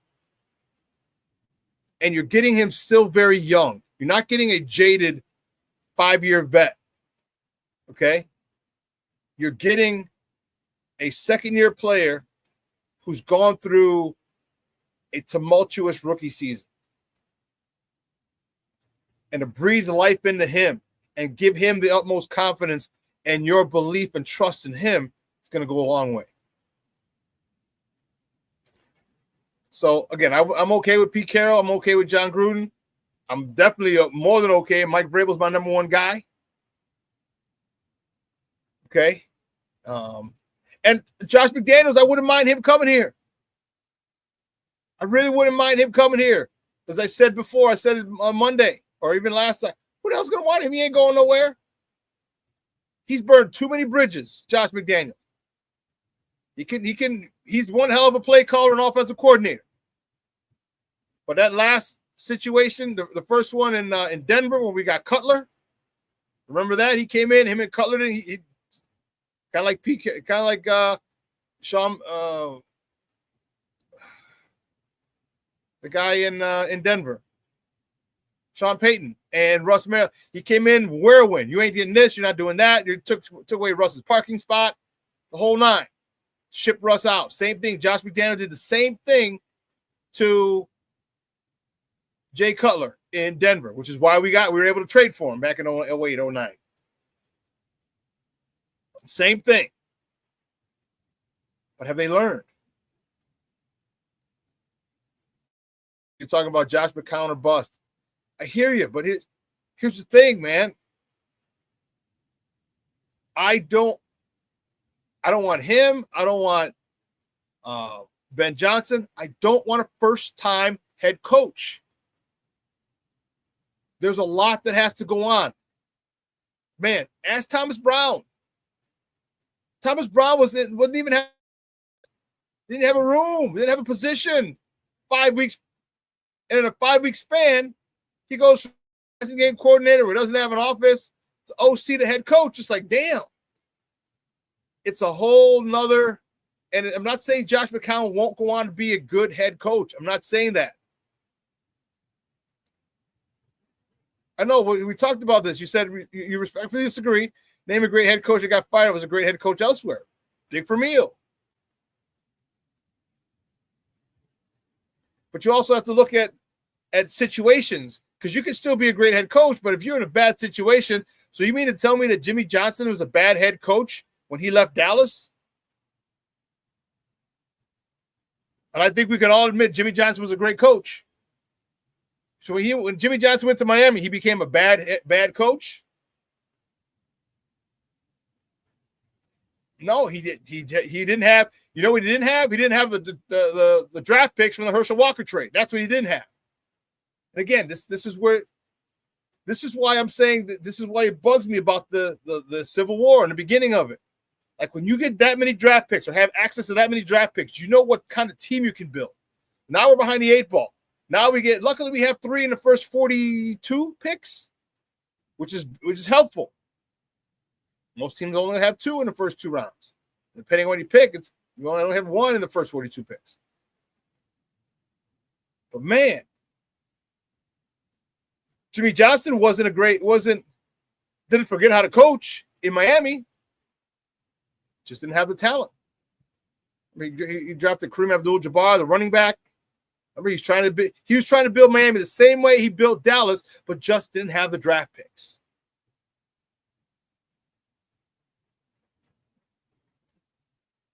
Yeah, you're right. And then the final straw with McDaniel was No, Luis. Yeah, definitely the OC, not head coach. No. He'd only work with him just because the Patriot connection with Mike Vrabel. But the final thing with Josh McDaniels was when he took the job in Indianapolis. He took the job in Indianapolis, which is where we got Matt Eberflus from, and had everybody move. All the coaches picked up and moved wherever they were from. Picked up, went over there, and then after everyone is over there, he's like, yeah, I'm going back to the Patriots. And they were stuck. And then that's when, was it Frank Reich? Or, no. Who's the gentleman who had cancer?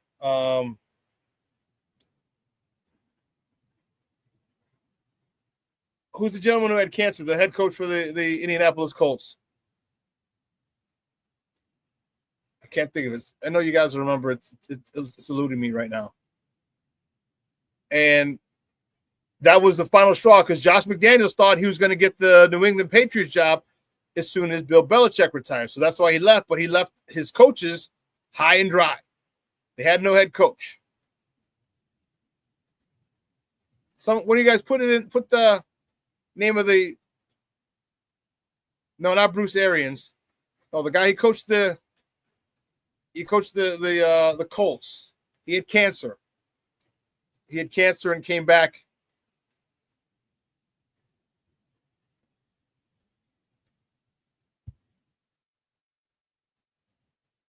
You're killing me, Smalls. I can't think of it. It's annoying me.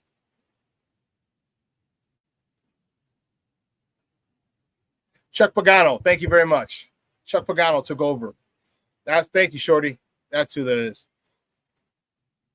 And that's why no one going to want Josh McDaniels. No way. And you're going to have the buddy system to get himself a job. And I'm okay with it. He's a good coordinator. So now you have stability. You got a good head coach. A guy who can keep things in order. I told you. DeMarcus Walker said all that BS is going to stop immediately. And then you got a good coordinator who's going to be here for 3 to 5 years because if he's having success with Caleb, he's going to want to stay because he realizes he burned his bridges big time. When you had all those people, all those coaches move across the country, come wherever they were at in the country, pick up their families and leave to follow you, to be on your staff, and you leave them high and dry. Yeah, that doesn't go over very well in the coaching community at all. At all. So I'm okay. I'd love Mike Vrabel. My thing is this: stop casting such a wide net. I get it; it makes sense, but focus on who the hell you want. Because there's gonna be so many other things that's gonna be in the way. Like, oh, look at he's good, but he's good. No, focus on what you want. Focus on what you want and go get it. You narrow it down to those types of coaches. Make it 8 coaches. I want one of these 8. This is my 8. Boom, boom, 1 through 8. Obviously, you have your top choice for Ryan Poles. But man, get someone who's going to run this show efficiently. Get somebody.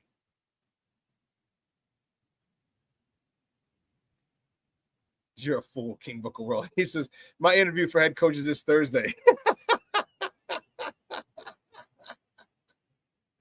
Hey, at least they didn't have to fly you and coach. Are they at least sending a limo or Uber or Lyft for you? It better be a black car.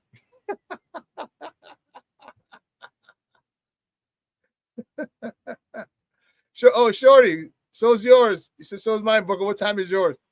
Hey, Shorty, are they flying you coach or flying you in a jet? Oh man.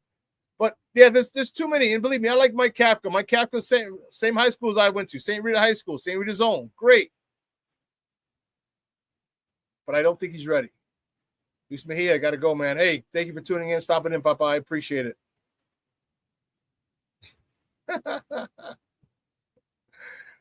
Sure, he says, no, I have to drive up from Atlanta.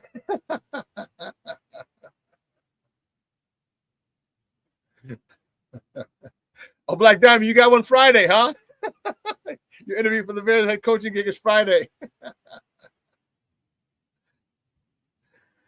And Luis Mejia, dude, this is perfect. The Bears are an offensive line away from making a postseason. Yep.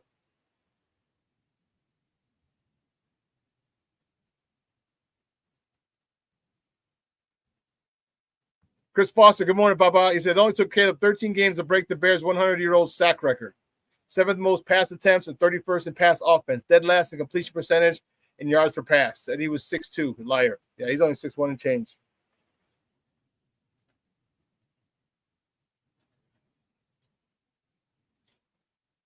Said Fields sucks and has 3 road wins and 6 starts this year. Caleb had 1 road win this year and 17 starts. City Fields in the playoffs and Caleb got 5 wins. Yeah.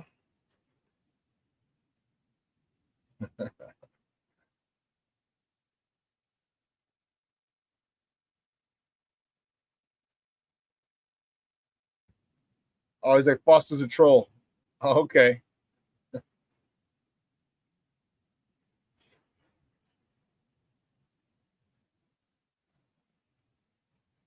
I hear you. But I mean, what I'm saying is this. There's a lot. All right, listen. We're not going to get into name calling and everything else. All right, Foster, we're not going to get into that. Don't do that. All right, I don't want to have to block you and shit. Okay? We can agree to disagree. You saw me and Shorty disagree today. Me and Shorty disagree. We can disagree, bro. I hear you, but they're not calling you. It wasn't. You call someone a coward. That's. Come on, man. Now you're attacking their integrity. Someone's a troll. It's what you're doing. It's not who you are. You talk about coward. You talk about. How about this? This is a safe space for everybody. All right, and I have it that way specifically. All right, I like it that way. So let's just relax. All right. Chris, I agree with you to a point, bro, but there's levels of degrees of everything. Just because you kill someone is not murder. Follow me? First degree murder, second degree murder, manslaughter, self-defense. All right. So no, personal attacks are not just a personal attacks. You know what I'm saying? Everything has degrees. There's levels to everything. So let's keep it above board, and let's not do that. I don't want any of this bullshit because that's what a lot of other people have that shit on their sites, and that's not cool, man. Let's just agree to disagree. Okay, because it sounds like you're a big Justin fan, and so was I. So am I. I'm a big fan, which is why I keep reverting and I keep talking back about the trade. Here's what happens. Even though I'm a big Justin guy, I'm giving you facts. The facts is you turned down a lot of draft picks. That's the fact. I was a Fields guy and the Hall guy.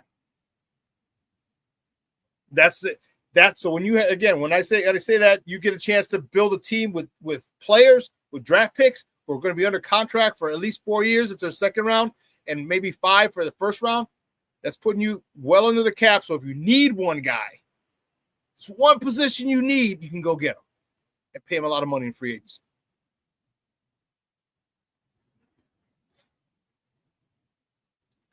But I digress. We often get distorted like today. Like we got kind of sideswept by it. I get it. You might not be a big Caleb fan. Okay, I'm not either. Okay, but being objective, you can't say he didn't grow. Okay, the thing about it is you saw him, and I mentioned it earlier in the season, toward the end of halves, and we saw it a couple times. He's led the team down. He's led them down the field to score or to get him in the field goal range, get him in the scoring position with a chance to win. Green Bay. First one got blocked. Second one didn't. Right? Indy, there were times he's done it. He had a great job. But I'll also say, and people will complain and bring up Justin and his, people say, well, Justin's quarterback rating was this. My question was, who's he throwing to? Like, don't tell me how great it is when you got a 1,300-yard receiver, a 6-time Pro Bowler, and a number 1 overall pick, and a top 5 NFL tight end to throw to. Don't tell me, oh, well, he had more yards and he broke this record and he broke that record. Yeah, well, with that cast, it's easy to do that. Easier.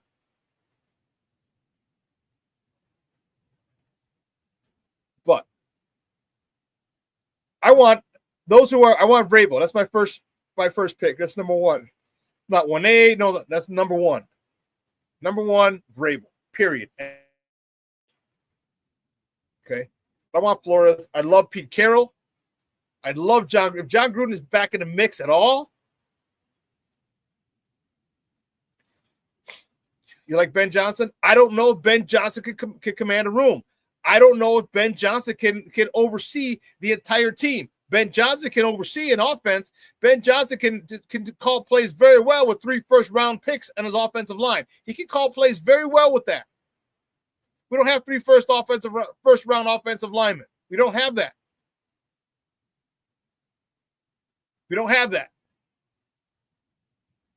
You can draft the skill players, but you got to win up front. How is Ben Johnson going to be able to call plays without 3 first-round picks in his offensive line? That's the question. How's he going to handle defensive issues? How's he going to handle special team issues? How's he going to handle time management issues?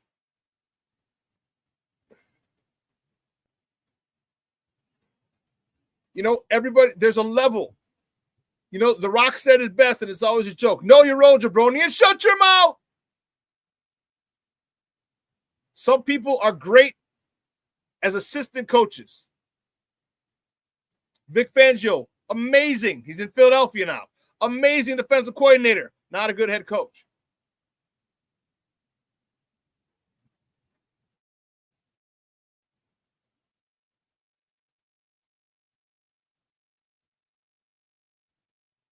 Bellissimo checking in from across the pond. Say no thanks, I'm Pete Carroll, John Gruden. Both are well past their best. It's like the Bulls trying to improve by signing Jordan now. 60-year-old Jordan. No, it's not. It's not. Coaching is coaching. And they've both been in the game. Pete Carroll's he's out of the game this year. How we got to interview Shane Waldron because Pete Carroll stepped down last year. So he's only been gone for a game. John Gruden's been involved in recruiting and analyst work. Well, here's my thing that I want.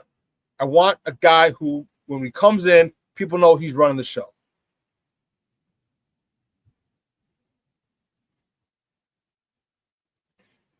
And you're talking, good point.